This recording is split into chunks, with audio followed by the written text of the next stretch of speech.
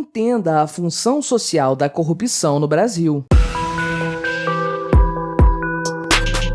Este é o Visão Libertária, sua fonte de informações descentralizadas e distribuídas. O ministro da Controladoria Geral da União, Wagner Rosário, participou de audiência na Câmara dos Deputados e afirmou que há certeza de corrupção em contratos em que parlamentares recebem repasses de municípios. A Controladoria Geral da União, CGU, e a Polícia Federal investigam um esquema de venda de emendas parlamentares, nas quais deputados e senadores destinariam dinheiro público do orçamento a prefeituras em troca de um percentual do valor total. A informação foi dada pelo ministro da CGU, Wagner Rosário, em audiência na Câmara dos Deputados no dia 7 de outubro. Rosário disse não ter dúvida de que há corrupção na compra de tratores pelo governo via orçamento secreto, caso este revelado pelo jornal Estadão e que ficou conhecido como tratoraço. Eu poderia gastar tempo e palavras descrevendo mais esse escândalo de corrupção, mas não vou. Sejamos francos, trata-se de mais um em meio a uma infinidade de casos que vêm à tona, que por sua vez são apenas uma pequena porcentagem em meio a um mar de casos de corrupção que permanecem debaixo do tapete. Apenas para situar os espectadores do vídeo na história, emendas são uma quantia milionária que cada congressista tem direito para destinar à sua base. É um dever do Poder Executivo repassar anualmente esse dinheiro que já está devidamente separado no orçamento. Ocorre que há denúncias que dão conta de que nossos nobres parlamentares estariam repassando esse dinheiro para as cidades em troca de um percentual de 10% voltando para o bolso deles. E isso é manifestamente ilegal. Mas o que este vídeo vai expor é por que sem a corrupção o nosso país é ingovernável. Isso mesmo, vamos expor aqui a função social da corrupção. E como, embora haja todo um discurso e leis pretensamente anticorrupção, todo o nosso sistema é desenhado para funcionar apenas e tão somente no interesse que os políticos e funcionários públicos de alto escalão têm de enriquecer. Vamos começar nossa argumentação citando o jurista, sociólogo e historiador Raimundo Faoro, escritor do importante livro Os Donos do Poder, Formação do Patronato Político Brasileiro. Portugal foi o primeiro Estado moderno a se formar na Europa. Não passando pelo estágio histórico do feudalismo, essa situação se deu graças ao estabelecimento precoce de uma monarquia que conseguia exercer o poder por si próprio, sem a ajuda da nobreza local. Mas, para conseguir governar o território, o rei precisou criar um corpo de funcionários públicos espalhados pelo vasto território. Nasceu aí o estamento burocrático de Portugal. Naquele contexto, esse corpo precisava ser extremamente personalista e agir como se fossem os donos do país, pequenos reis espalhados pelo território. Só assim eles conseguiriam manter o controle central. E isso era algo inédito, já que no Império Romano, por exemplo, o estamento burocrático era composto da nobreza militar romana. Até haviam nobres em Portugal, mas ao contrário dos demais países europeus que estavam no feudalismo, nas terras lusitanas o rei não via nos nobres uma barreira, um poder descentralizado com quem o monarca precisava negociar.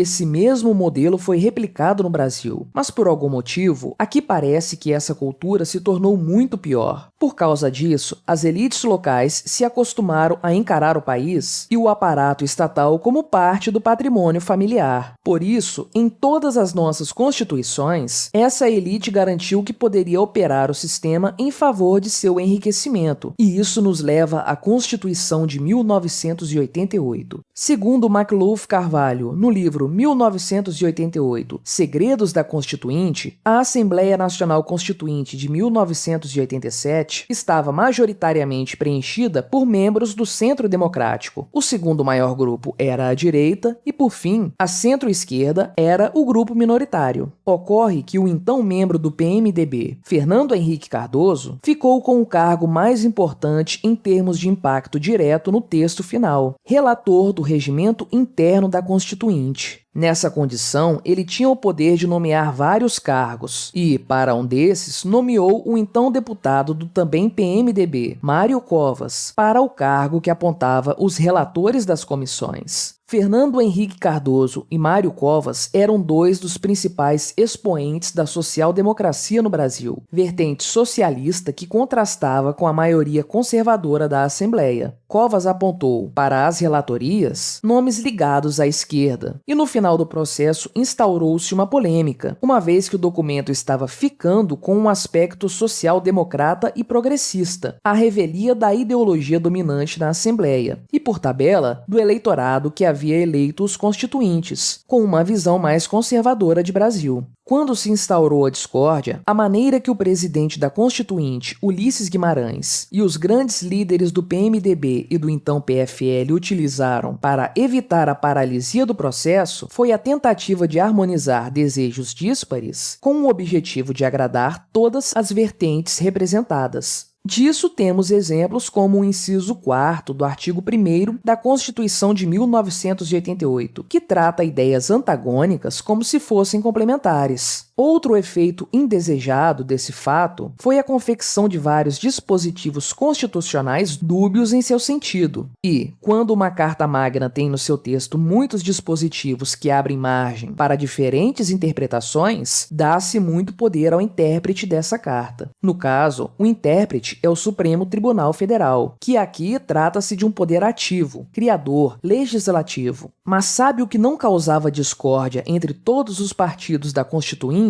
O lastro legal para que o Estado tivesse o direito de se meter em todos os aspectos da economia do país, seguindo a seguinte lógica: poder criar dificuldades para poder vender facilidades. Por essa razão, a chamada direita histórica brasileira nunca se opôs ao dirigismo econômico nacional. Agora, tratando-se da relação institucional entre os poderes da República, a coisa fica mais interessante. Você sabia que nossa Constituição foi feita para um país cujo sistema de governo fosse o parlamentarismo? Basicamente, todos os partidos defendiam isso, exceto o PMDB, embora mesmo lá houvesse alguns caciques declaradamente parlamentaristas. Mas quando a manobra de dominação nada democrática de FHC bateu no ventilador, os nobres deputados se juntaram e mantiveram o presidencialismo. Mas não havia qualquer chance de um presidente governar o país sem recorrer ao despejo de milhões nas mãos dos congressistas. Um dos maiores erros do atual presidente Jair Bolsonaro, inclusive, foi aderir ao discurso anticorrupção, pois resistir à cooptação dos parlamentares é, na verdade, inconstitucional. Todo o sistema está desenhado para não haver coesão ideológica ou programática entre executivo e legislativo. E sem tal coesão, só sobra uma maneira de governar, a maneira Lula de relação governo e Congresso. Supondo que ele estivesse mesmo interessado em melhorar a economia do país. Afinal, não se deve confiar em políticos. Talvez, se Jair Bolsonaro tivesse, em primeiro lugar, se abstido de falar tanta bobagem e se meter em tantas brigas completamente inúteis e se focado 100% na agenda econômica no início do governo, poderíamos estar numa situação econômica menos pior agora. Se ele tivesse, principalmente, esquecido aquela ideia maluca de negociação com bancadas de interesse e tivesse simplesmente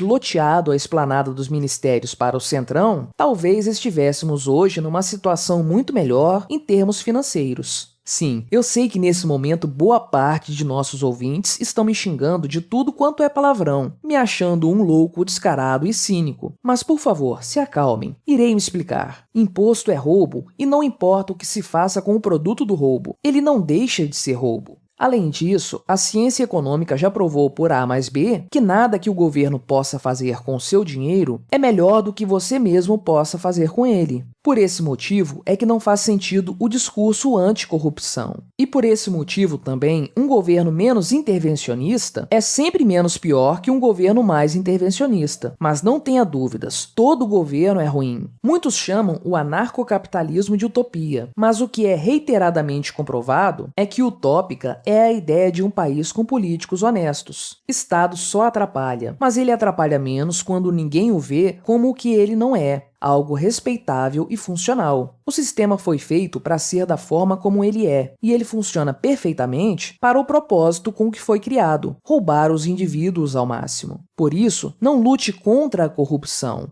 Lute pelo fim do Estado. Obrigado por sua audiência. Este artigo foi sugerido por Dongu Anosekai, escrito por Atos Henrique, revisado por JJ Liber e narrado por mim, Quintessência. Se você gostou deste vídeo, clique no ícone de curtir abaixo e compartilhe o vídeo em suas redes sociais. Se você deseja ser notificado de outros vídeos, clique em se inscrever e depois no ícone da campainha. Até a próxima!